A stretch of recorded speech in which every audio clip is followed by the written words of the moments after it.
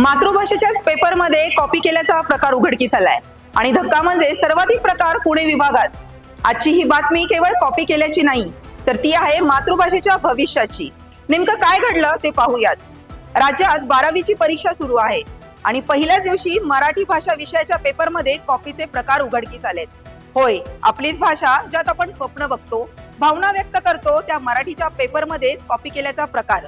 राज्यात एकूण 36 प्रकरणं आणि त्यात पुणे विभागात सर्वाधिक घटना घडल्याचं समोर आलंय।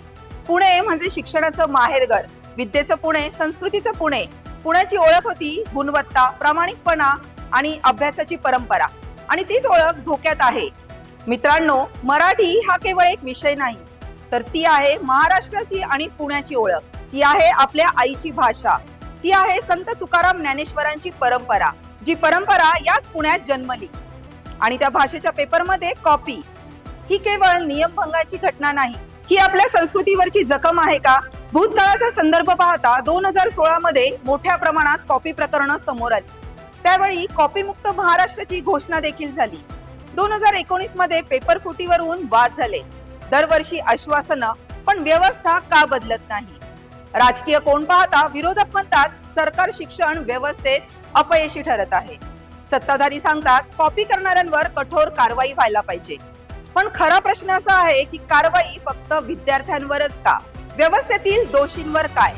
इथे स्पष्ट मत असावं की कॉपी करणं चुकीचं आहे, यात वादच नाही।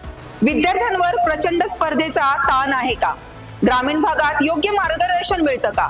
परीक्षा पद्धतीत बदलाची गरज आहे का?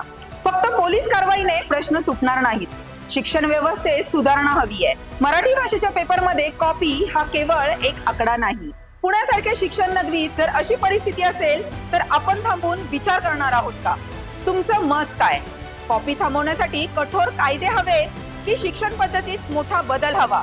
कमेंट करा, शेअर करा, कारण हा विषय आहे मुलांच्या भवितव्याचा आणि आपल्या मराठी मातृभाषेच्या सन्मानाचा।